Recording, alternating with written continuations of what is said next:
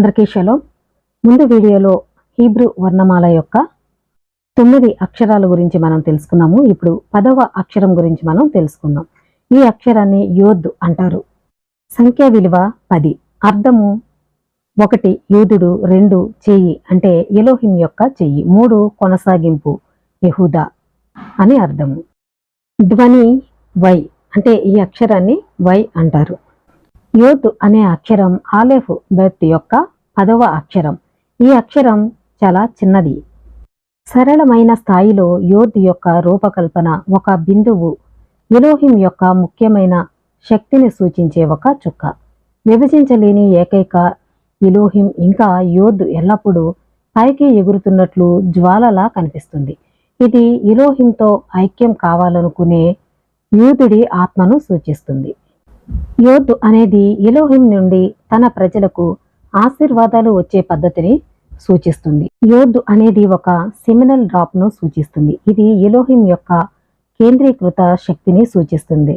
Wow ఒక అవరోహణను సూచిస్తుంది, ఎందుకంటే దాని రూపం ఒక ట్యూట్ లాంటిది మరియు దీని ద్వారా ఎలోహిం యొక్క ఆశీర్వాదాలు మన ప్రపంచానికి క్రిందికి ప్రయాణిస్తాయి.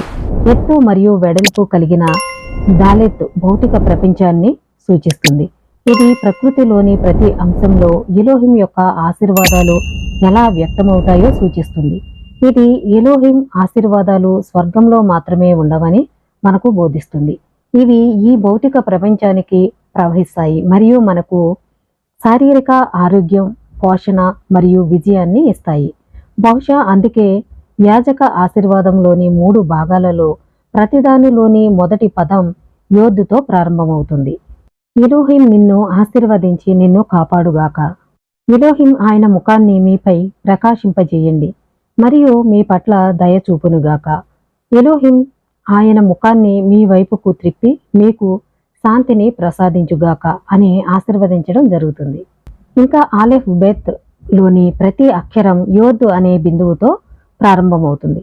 ఇది హీబ్రూ వర్ణమాలలోని ప్రతి అక్షరం యొక్క స్వాభావిక ఆధ్యాత్మికతకు మరియు తోరా మరియు ఎలోహిం బోధనలు అన్నీ యోద్ అంటే యూదుల కోసమేనని వివరిస్తుంది.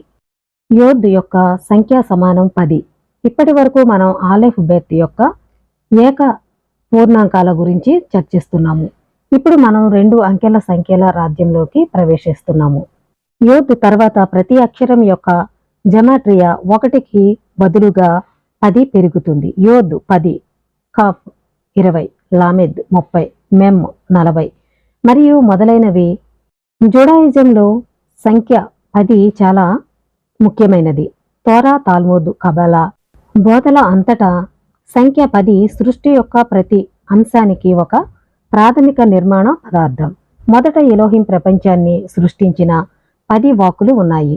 తర్వాత ఆదాము నుండి నోవాహు వరకు 10 తరాలు మరియు నోవాహు నుండి అబ్రహాము వరకు 10 తరాలు ఉన్నాయి. ఎలోహిం ఈజిప్టు ప్రజలపైకి తీసుకువచ్చిన 10 తెగుళ్ళు మరియు ఆ తెగుళ్ల నుండి వారిని రక్షించడానికి తన ప్రజల కోసం చేసిన 10 అద్భుతాలు ఉన్నాయి. ఎలోహిం ఎడారిలో 10 పరీక్షలతో ఇశ్రాయేలు ప్రజలను సవాలు చేశాడు మరియు వాస్తవానికి ఎలోహిం మనకు 10 ఆజ్ఞలను ఇచ్చాడు. 10 అనేది పవిత్రతను సూచిస్తుందనేది వాస్తవం.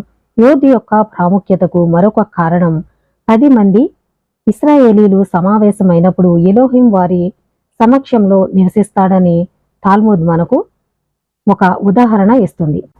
10 మంది యూదులు సమావేశమైన గదిపైన ఒక దేవదూత ఎగురుతుంటే వారి మధ్య తోరా మాటలు మార్పిడి కాకపోయినా వారి మిశ్రమ శక్తి నుండి ప్రసరించే పవిత్ర కాంతి నుండి ఇది 10 ఆత్మల శక్తి మరియు ఈ 10 ఆత్మలు తోరా అధ్యయనం మరియు ప్రార్థన కోసం సమావేశమైనప్పుడు వారి శక్తి ఎంత బలంగా ఉంటుంది. యోద్ అంటే ఈద్, ఒక యూదుడు. యోద్ అనే పదం యాద్ అంటే ఒక చేతిని కూడా సూచిస్తుంది. ఇది ఎలోహింకి సూచన, ఎందుకంటే ఎలోహిం మనల్ని ఈజిప్టు నుండి బలమైన చేతితో బయటకు తీసుకువెళ్ళాడని వారు చెబుతారు. మన ప్రార్థనా పుస్తకాలలో ఎలోహిం పేరు వరుసగా 2 ప్రక్కనే ఉన్న యోధులతో కూడా ఉందని మనం చాలాసార్లు చూస్తాము. ఎలోహిం యొక్క 2 పేర్లలో రెండు యోధులు ఒక ముఖ్యమైన శక్తిని ఏర్పరుస్తాయి. ఎలోహిం యొక్క మొదటి పేరు టెట్రాగామటన్, యోద్ హే వావ్ హే అని వ్రాయబడింది. టెట్రాగామన్ ఎలోహింని సూచిస్తుంది, ఎందుకంటే ఆయన ప్రకృతికి అతీతుడు. ఎలోహిం యొక్క రెండవ పేరు అదోనై, ఇది ఆలెఫ్ దాలెత్ నన్ యోద్. ఇది విశ్వం యొక్క యజమాని అయిన ఎలోహిం ప్రకృతిలో తనను తాను ఎలా వ్యక్తపరుస్తాడో సూచిస్తుంది. టెట్రాగమటన్ ప్రారంభంలో ఉన్న యోద్ మరియు అదోనై చివరిలో ఉన్న యోద్ కలిపి వస్తాయి. ఒక యోద్ తర్వాత మరొక యోద్ ఈ రెండు వ్యక్తీకరణల కలయికను సూచిస్తుంది. మనం సహజ క్రమంలో ఉన్న భౌతిక ప్రపంచంలో జీవిస్తున్నప్పటికీ ఎలోహిం నిజంగా ప్రకృతి యొక్క ఏకైక సృష్టికర్త అనే వాస్తవాన్ని ఈ కలయిక ధృవీకరిస్తుంది. తర్వాత మరొక అక్షరం గురించి తెలుసుకుందాం. ఇలాంటి విషయాలు మీరు తెలుసుకోవాలనుకుంటే నా ఛానల్ని సబ్స్క్రైబ్ చేయండి, ఇంకా సహకారం కూడా చేయాలి. అందరికీ షలోమ్.